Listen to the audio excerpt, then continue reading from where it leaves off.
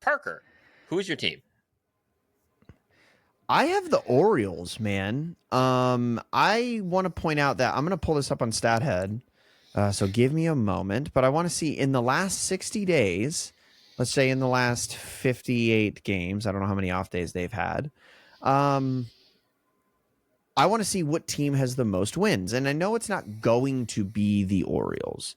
But I do think that they are going to be high on the list because the Orioles are playing much better baseball than I think anybody kind of thought that they would after the beginning of the season that they've had. I can't get it to pull up on StatHead, so I'm just going to pull up some roster resource stuff, and hopefully that's good enough. But the Orioles have been very good, especially recently. They have gotten much more production out of guys like Gunnar Henderson, Jackson Holliday. They called up Samuel Basallo, which was a guy that we talked about at the beginning of the season that was like their number one prospect. Like, what are we going to see out of this guy?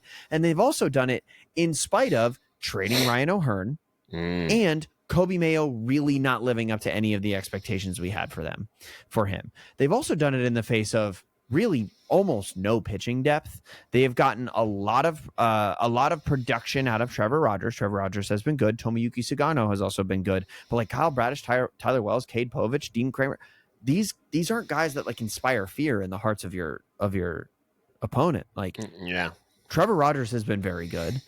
But outside of that, like, who are we talking about? Not much. So they've made something out of what was almost nothing, especially in the face of like Adley Rutschman going down with injury. Gary Sanchez has been down with injury for God knows how long. Jordan Westberg is injured. Tyler O'Neill's been injured, as Tyler O'Neill does. They lost Gray Rod. They lost Zach Eflin. Like, Felix Batista is also injured. He's on the 60-day IL. So they've, through all of this, have managed to put together a very respectable second half of the season. And I think that if they can play at this level, if this becomes their new baseline, like, good teams don't play 108 win ball throughout a season. Correct. Good teams play 550 ball throughout a season, and they go on hot streaks randomly. So if the Orioles can make this level of production their new baseline moving forward into future seasons, we could see a very competitive Orioles team. And this is kind of what we thought they would be. And like I said, if they make this their new normal, they go on hot streaks every once in a while, we're going to see them really involved in the mix in the AL East moving forward. I mean, sneeze break. But I do think while they've had a respectable second half, no doubt about it, I still have so many questions about this team. And I think a lot of that rests in the uncertainty of some of the performances of their younger players, their inability to fortify their pitching staff, but also whether or not they want to admit it, I start to wonder about their commitment to Adley Rutschman, especially considering how Sam Basallo has done recently. So it's a team that I'm not even willing to commit on until I see how they run their offseason. I just think there's a lot of question marks about the direction of the franchise right now.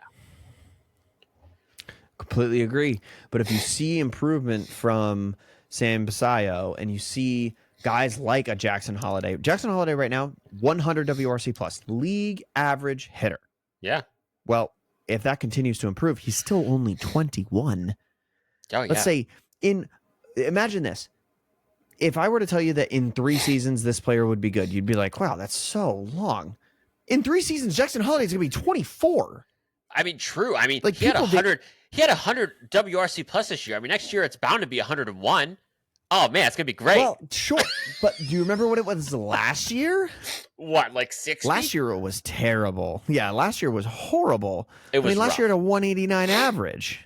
Oh, okay. Then it had to be like 40.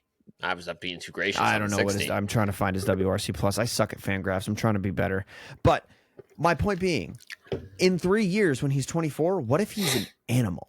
What if he just adjusts to big league pitching and becomes a really, really good hitter? Now you have 2 guys playing middle infield for you in Gunnar and Jackson that are like, okay, these guys are legitimate. Kobe Mayo starts to figure it out. You still have a Colton Cowser. Maybe Adley has the odd good year, because I do think that Adley has come down to earth, and I think we're actually seeing kind of who he is. He's better than he's played. but I don't think he's as good as he was playing, if that makes sense. No, yeah, I think I'm with you. I don't know. I'm with you. I But think there's a I think lot. that there's like a higher ceiling. Yeah, and I do see that. I think there's enough there to where it isn't all doom and gloom for the Orioles, but they still have some big questions. And I think. Yeah, for Okay, sure.